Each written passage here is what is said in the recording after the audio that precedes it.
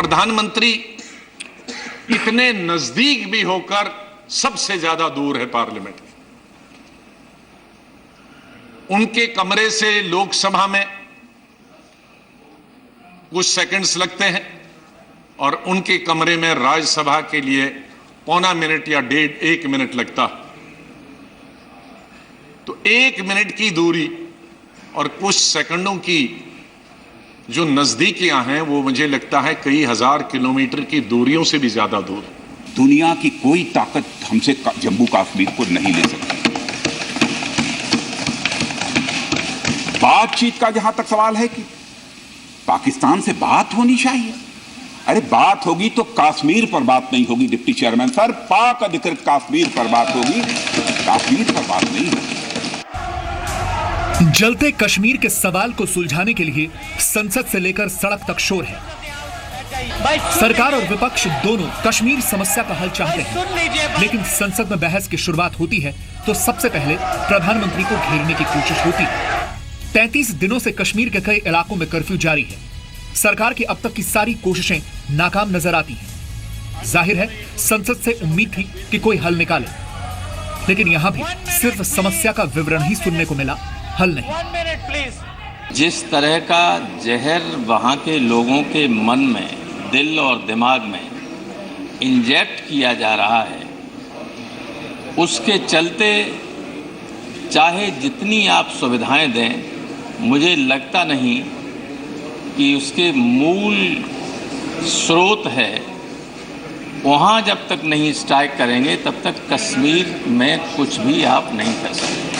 Why is this agony and pain continuing unrelenting in the valley, and how can you stop it? That is the issue before us. We are not talking of the old packages for Kashmir that all of us have announced and why they are not being implemented. They are important. Gun जो है उसके लिए आपने committee बना दी। मैं कहता हूं वहां के लोग नहीं हैं, हो सकता है गड़बड़ है, बहुत गैर काम कर रहे होंगे, लेकिन वो हमारे ही लोग हैं।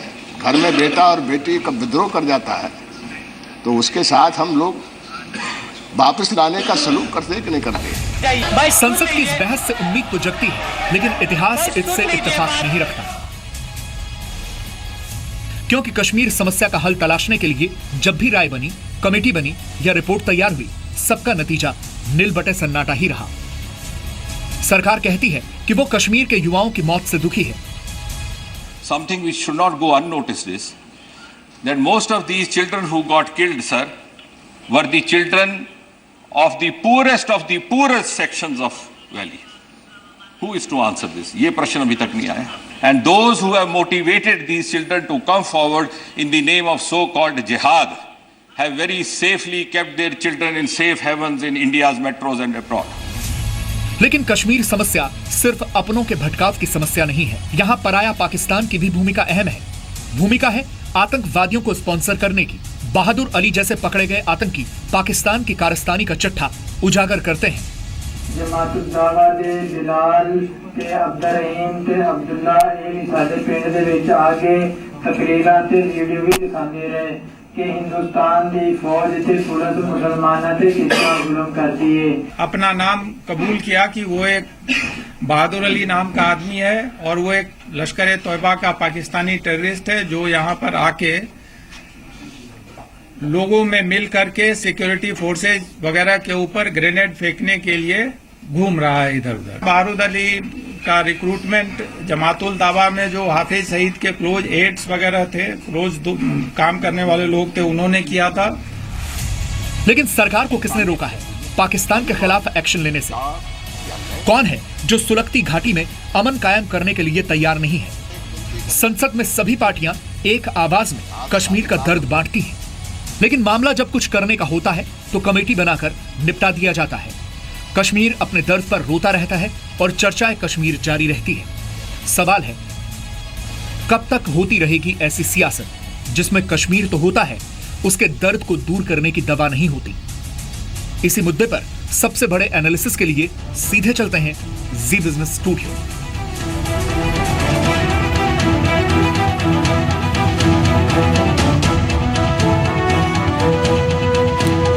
नमस्कार, मैं हूं गौरव अग्रवाल। कश्मीर के पुराने दर्द की नई दवा तलाश करने के लिए राज्यसभा में चर्चा हुई। इस चर्चा का नतीजा निकला कि कश्मीर में 33 दिनों से जारी कर्फ्यू के अंत के लिए एक सर्वदलीय बैठक बुलाई जाएगी, लेकिन संसद में चर्चा और वार पलटवार न हो। कांग्रेस ने पीएम मोदी पर निशाना साधा कि वो सदन में नहीं बल्कि मध्य प्रदेश से कश्मीर पर बयान देते हैं, यानी वार पलटवार हो ऐसा हो ही नहीं सकता। दूसरी ओर कश्मीर पर संसद में जब चर्चा चल रही थी, ठीक उसी वक्त पकड़े गए एक आतंकी बहादुर अली ने खुलासा किया कि वो पाकिस्तान का रहने वाला है। गृह मंत्री राजनाथ सिंह भी कश्मीर की हिंसा के पीछे पाकिस्तान की साजिश को बताते हैं। सवाल है कि जब जानते हैं कि जन्नत में भड़की आग किसने लगाई है तो फिर देरी क्यों करती हैं सरकारें? 60 सालों तक राज करने वाली कांग्रेस भी क्यों नहीं है जिम्मेदार? यही है इस वक्त की big story big debate. Kashmir पर सियासत कब तक? मेरे साथ एक बहुत ही खास पैनल है जिनसे हम आपको रूबरू करा दें। मेरे साथ बीजेपी के स्पोक्स पर्सन प्रेम शुक्ला हैं, मेरे साथ राकेश सिन्हा है, आरएसएस थिंकर राजीव त्यागी हैं, कांग्रेस के लीडर, मेरे साथ अतुल अंजान थोड़ी देर में होंगे, मेरे साथ अचल मल्होत्रा साहब हैं, फॉर्मर डिप्लोमेट, और ब्रिगेडियर रिटायर्ड बीडी मिश्रा साहब हैं, defence expert, defence and security expert. आप सभी लोगों का स्वागत है। आप सभी से बात करें उससे पहले जल्दी से आइए, आपको एक क्रोनोलॉजी दिखाते हैं। आपको दिखाते हैं कि कश्मीर में फिलहाल जो कुछ हुआ है अभी, उससे पहले क्या कुछ हुआ है कश्मीर में। 8 जुलाई देखिए, सुरक्षा बलों के एनकाउंटर में हिजबुल कमांडर बुरहान वानी मारा गया 8 जुलाई को, और उसके बाद कश्मीर घाटी में प्रदर्शन शुरू होते हैं, हिंसा शुरू होती है। 9 जुलाई से ही कश्मीर घाटी में हिंसा शुरू हो जाती है। पीएम मोदी ने 13 जुलाई को कश्मीर के हालात पर एक हाई लेवल मीटिंग बुलाई। उस मीटिंग में कश्मीर के हालात पर चर्चा की गई। 18 जुलाई को गृह मंत्री राजनाथ सिंह ने कश्मीर में आतंक के लिए पाकिस्तान को जिम्मेदार ठहराया। उन्होंने कहा कि पाकिस्तान स्पॉन्सर्ड है ये सब कुछ। उसके बाद 20 जुलाई को सेना प्रमुख दलबीर सिंह गए और उन्होंने हालात का जायजा लिया। इसके बाद 20 जुलाई को ही गृह मंत्री राजनाथ सिंह ने भी कश्मीर का दौरा किया और उन्होंने भी हालात जानने का जायजा लिया। 10 अगस्त यानी आज राज्यसभा में कश्मीर के मुद्दे पर बहस हुई। तमाम पार्टियों ने इस मुद्दे पर अपने अपने पक्ष को रखा और अपनी अपनी बातें रखी, लेकिन कहीं ना कहीं इसमें सियासत भी नजर आई और यह भी बताने की कोशिश हुई कि किस तरह से कश्मीर के मुद्दे पर जब कोई दूसरी पार्टी सरकार में रही तो कैसे उसने इस इशू को संभालने की कोशिश की, और जो अभी सरकार है कैसे इस इशू को संभाल नहीं पा रही है। प्रेम शुक्ला, सबसे पहले मैं आपके पास आऊंगा। आज कश्मीर पर राज्यसभा में चर्चा हुई है, राज्यसभा में होम मिनिस्टर ने भी बात कही है। प्रेम शुक्ला, जब हम ये जानते हैं कि पाकिस्तान स्पॉन्सर्ड सब कुछ है इस वक्त जो कश्मीर में हो रहा है, खासकर साउथ कश्मीर जहां पर कर्फ्यू लगाना पड़ा है कुछ जगहों पर आपको, तो आखिर इसका इलाज क्यों नहीं हो पा रहा है प्रेम शुक्ला? और क्या आपको लगता है कि सियासत कुछ ज्यादा हो रही है और कश्मीर का असली हल नहीं निकल पा रहा है? दुखद पहलू यही है कि कश्मीर को सियासत का शिकार बनाकर कश्मीर की कश्मीरियत को हैवानियत में तब्दील करने का एक जो है कुकर्म जो है बड़े पैमाने पर हुआ है।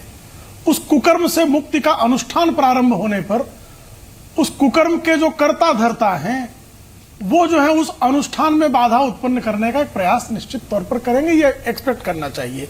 उस कुकर्म को किया किसने? पाकिस्तान ने किया। पाकिस्तान ऑक्यूपाइड कश्मीर पर हमने पिछले लंबे अरसे से चर्चा ही नहीं की।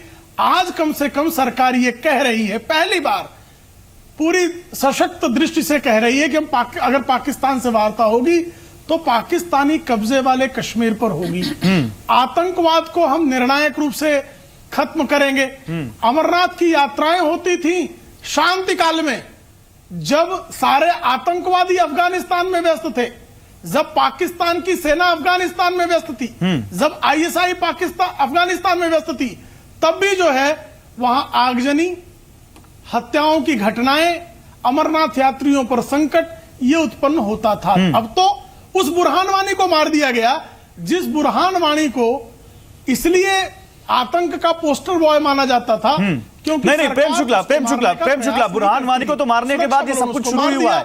उसका प्रेम शुक्ला सुनिए, प्रेम शुक्ला उसका वही तो सुन लीजिए ना। नहीं सर ये बताइए ना, सर ये बताइए, जब पूरी जो है ये बताइए कि आप सर्वदलीय बैठक बुलाते हैं 12 तारीख को, सर ये बताइए 12 तारीख को सर्वदलीय बैठक बुलाई जाती है और उसमें प्रधानमंत्री आ सकते हैं। कांग्रेस के नेता गुलाम नबी आजाद उन्होंने आज बहुत सख्त शब्दों का इस्तेमाल किया है आपकी सरकार और आपके प्रधानमंत्री के लिए।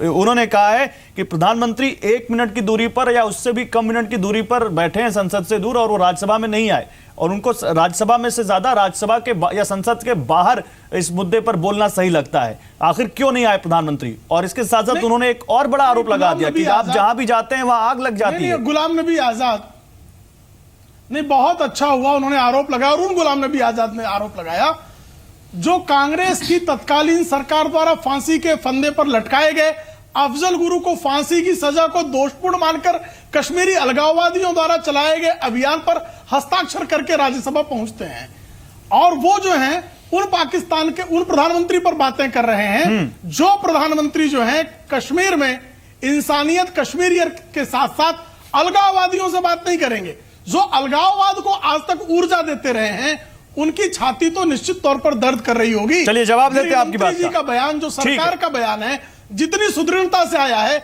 इतनी सुदृढ़ता से पिछले 10 वर्षों का एक बयान आप पिछले 2014 का कृपया दिखा दें। देखिए, कश्मीर के विषय में एक संजीदा दल होने के नाते और संजीदा प्रवक्ता होने के नाते मैं कोई राजनीतिक बात नहीं करना चाहता। अच्छा। और बहुत स्पष्ट आपको कह दूं कि इस पर राजनीति होनी भी नहीं चाहिए। अच्छा। विषय है कि कश्मीर कैसे सुलगने से बचे और कश्मीर कैसे ठीक रहे, ये सबसे महत्वपूर्ण विषय मेरे लिए और कांग्रेस पार्टी के लिए। अच्छा। आपने गुलाम नबी आजाद साहब, ये आप ही के लिए या पूरी पार्टी के लिए? पूरी पार्टी के लिए। अच्छा। गुलाम नबी आजाद साहब के बारे में इन्होंने भी बयान दिया। हाँ। 6 अगस्त 2016 को गुलाम नबी आजाद साहब ने एक चिट्ठी लिखी प्रधानमंत्री महोदय को, और उसमें अटल बिहारी वाजपेयी जी की जो कश्मीर को लेकर पॉलिसी थी, कश्मीरियत, जमहूरियत और इंसानियत, अच्छा। उसका भी जिक्र किया। साथ साथ उन्होंने जिक्र किया मनमोहन सिंह साहब की सरकार की जो नीति थी 10 साल की, जिसमें हमने पब्लिक ग्रुप्स बनाने का काम किया 2005-06 में, और उन पब्लिक ग्रुप्स ने जाकर के कश्मीर के लोगों से वार्ता की। वार्ता करने के बाद ये जाना कि किस तरह से समस्या का समाधान हो सकता है, और शायद उसी वार्ता के नतीजे की वजह से 2015 में जब चुनाव होता है और 2014 तक कांग्रेस की सरकार रहती है, तो 80% कश्मीर के लोग बाग हिंदुस्तान की जमहूरियत में विश्वास करते हुए अपना वोट लोगों का एक दल और भेजा था, और वो जो आपने जिनको भेजा था वो रिपोर्ट आज तक लोगों को पता नहीं चली कि सरकार ने उस पर क्या किया। मैं आग्रह करूंगा, मैं भी आपसे आग्रह करूंगा भारतीय जनता पार्टी इसको उजागर करे। आप पूरी नहीं, एक चीज बताइए राजीव त्यागी, आप कह रहे हैं राजनीति नहीं करनी चाहिए, बतौर राजनीतिक दल के प्रवक्ता राजनीति बनती है, आप कह रहे नहीं करनी चाहिए, लेकिन एक बताइए, जब गुलाम नबी आजाद कहते हैं कि भारतीय जनता पार्टी जहां जाती है वहां आग लग जाती है, तो क्या ये राजनीति नहीं थी? जब वो ये कहते हैं कि प्रधानमंत्री 1 मिनट की दूरी पर बैठे हैं और वो नहीं आना चाहते और बाहर बयान देते हैं, तो क्या ये राजनीति इसलिए नहीं थी? देखिए, आप फैक्ट्स देखिएगा, यहाँ बहुत 2 विद्वान व्यक्ति बैठे हुए हैं। 2014 में 2004 में जब कांग्रेस पार्टी की सरकार बनी थी तो 3500 आतंकवादी थे कश्मीर में, जो घट करके 2014 में 128 आतंकवादी रह गए। ठीक है। उसके बाद अगर आप देखेंगे DGBSF, ये कांग्रेस का बयान नहीं था, DGBSF का बयान था कि पाकिस्तान ने 2014-15 में जितनी बार सीमाओं का अतिक्रमण किया, इतना सीमाओं का अतिक्रमण 1971 के विश्व युद्ध में भी नहीं किया, तो पाकिस्तान हिंदुस्तान का हुआ। ये DGBSF का बयान था।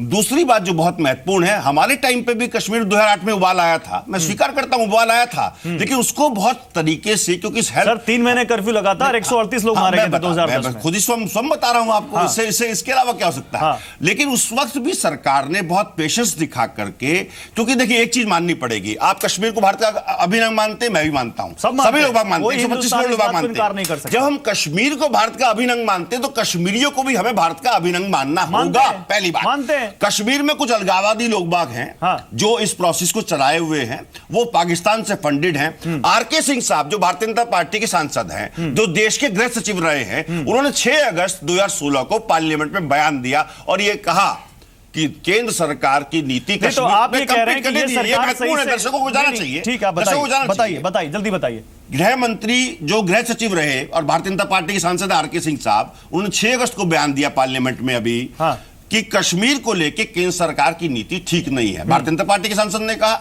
तो क्या वो राजनीति नहीं थी? ये भारतीय जनता पार्टी बताएगी, ये मैं नहीं बताऊंगा, ये भारतीय जनता पार्टी बताएगी। लेकिन क्या आप ये कह रहे हैं कि इस सरकार की नीति कश्मीर को लेकर सही नहीं है? नहीं, मैं ये कहना चाहूंगा कि सरकार को जब हमारे टाइम पे उबाल आया था 2008 में, तो हमने एकदम से सर्वदलीय बैठक बुलाई थी।